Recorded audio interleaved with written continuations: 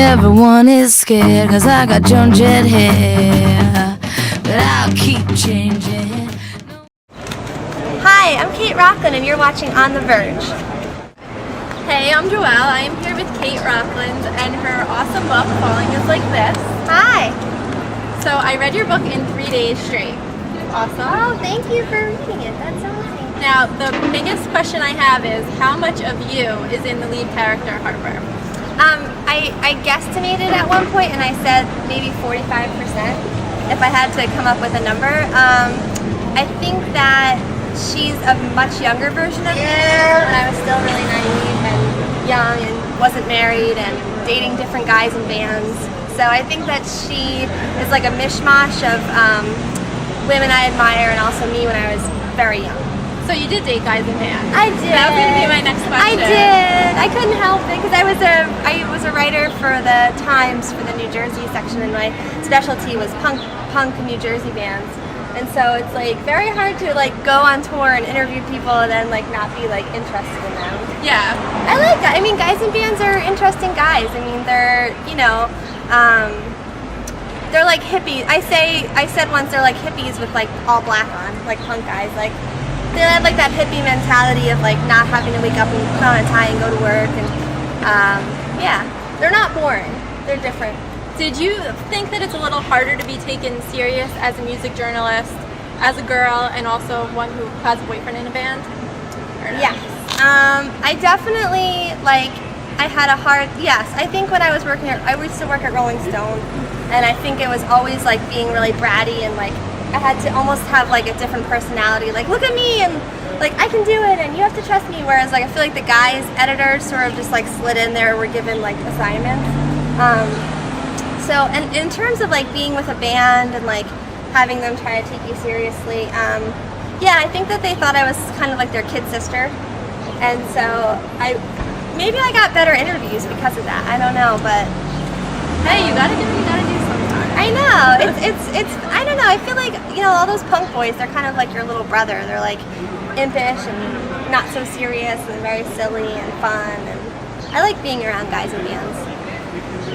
Well, Weezer in Rivers Cuomo plays a big part in the book, Yeah. and I just read online that you actually met your husband flying from a Weezer show. So, did. are some of the parts of the book when he's in it, are those true? I think I was really taken by his personality. I think that I put his personality when I put him in the book. I didn't like make him any different than he really is. He's very humble and very shy and like almost like crazy awkward shy. And so I think that I sort of put him in the book as who he is, but he didn't come to New York. I wasn't in New York with him. I went to his dorm room when he was at Harvard, and I like toured his dorm room, which was like a closet. And he actually had like a tiny little clothes closet that he would meditate in every day, which I thought was pretty cool. So yeah, I think that I tried to portray him as being like a really sweet guy who's like humble and very, very, very shy. Did he know you were putting him in the book? I think I wrote to him very, very early on and told him I was going to put him in the book because I wanted to make sure he didn't sue me. And I think he said something like, that's awesome. But I think he was getting married to a woman from Japan then, and he had a lot on his mind. So I think that was pretty much it. But he was really nice when I met him. He was like a big sweetheart. Now, you started writing when you lost your job. I did. Which a lot of people have lost their jobs in recent years, right? Yeah. How long did it take to actually write the book? It took like 6 months to write the book, and I turned it into my editor, and I was like, it's the most amazing thing you've ever seen. It's wonderful. And she was like, yeah, you need to write a lot more. It was only like half a book, basically. And so after I spent like another like half a year revising it with her. So it probably took about a year or so to write the book. Did you find it hard to actually pitch the book to companies? I got an agent because he was sort of my friend. Like when I worked at Rolling Stone, I worked in the book division, and this guy Ryan, who ended up being my agent, he was really interested in pop culture kind of books. I have so many pop culture references in here, and I love pop culture so much that I think that we sort of clicked right away. So, and he loves like punk bands and punk music and that whole world also. So I think that we were like a good fit. So you just have to be like very courageous and very like just put yourself out there and just keep writing your book. If you're working on a book, keep working on it, keep showing it to people, keep having people read it, keep pitching it. Like it'll eventually get published. It really will.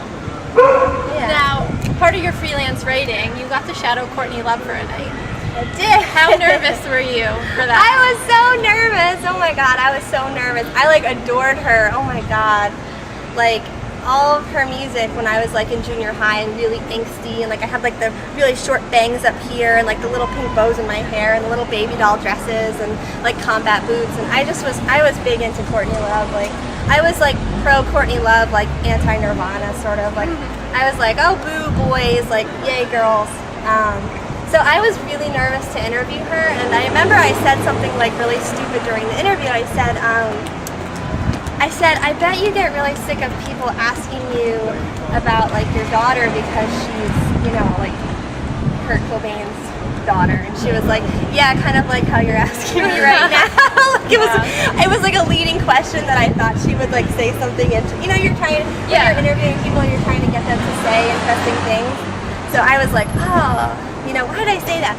But she was like someone who had like almost like a stream of consciousness where she's like dipping into it at different times, and she has like little pieces of genius in her, and they just like come out and you're like, whoa, she's really intelligent. Cool. Yeah. One of my favorite parts of the book is you say this was back in 2008 when you could still tell your parents you were going to school for journalism. Yeah. So what advice do you have for people who are trying to break into music journalism now? Yeah. It's totally different. I think like 100% you can do it. There's no like negativity surrounding it. You should definitely do it. I think that there's different ways now. I mean, you can work on an online magazine or like a website or a blog or like a radio station. Like if you're in college, you should definitely work at your college radio station. And there are if you love music enough, like start your own blog. And you never know, like maybe it'll take off. Maybe you'll get a book deal. Like if you live in Hoboken, you could just like write about bands that are playing in Hoboken. There's a million bands. If you live in Brooklyn, like a million bands playing in your town. Like it doesn't matter where you live. You could just be like the person in your town that writes about shows on your blog. So I think you can write about music and eventually make a living out of it, even with the recession. I don't think that matters. I'm like a total optimist. I'm like, you can do it. Cool. Well, you're working on your second book. Tell us about it. I'm working on a book. It's called 150 Pounds. It's about two girls who have blogs, and they blog about weight. So one girl blogs about pro-curvaceous women, and her blog's called Fat and Fabulous. And then the other girl is anti-obesity, and her blog is called Skinny Chick. And so they seem to be at odds in the beginning, and we'll see what happens with them. Maybe they'll become friends by the end of the book. I'm not sure yet. I've only written half of it. So what was the inspiration behind this? Behind this book? Yeah. I was like swimming laps one day, and I was thinking about how women, there's so many issues surrounding weight. Like I feel like my girlfriends and I, it's like all we talk about is like, oh, I'm so fat, I have to lose weight, and I just feel like we're so mean to ourselves. So I wanted to write a book about like a girl who was curvaceous but really like loved her body and like was on a mission to sort of like make other women love their body. And then I wanted to have sort of like a nasty character who was like the bad guy in the book who, wanted to bring her down and, say that there's only one type of body for women when there's not, there's lots. And when can we expect this out? Let's see, I would say maybe 6 months from now. We'll see. Yeah. We'll see. I don't know. Katie, what do you think? I have no idea. You got some tight deadline. Yeah. Well, if people want to get a copy of Falling Is Like This, where can they go? You can go to your local bookstore.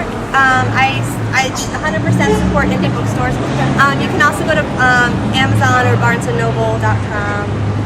Awesome. Yeah. And your website is just katerockland.com, right? It's just katerockland.com. Actually, Val, who's playing tonight, was teasing me because when people ask me on my website, I say www.katerockland.com, and he was like, nobody says the www anymore, and I was like, oh my god, I'm old.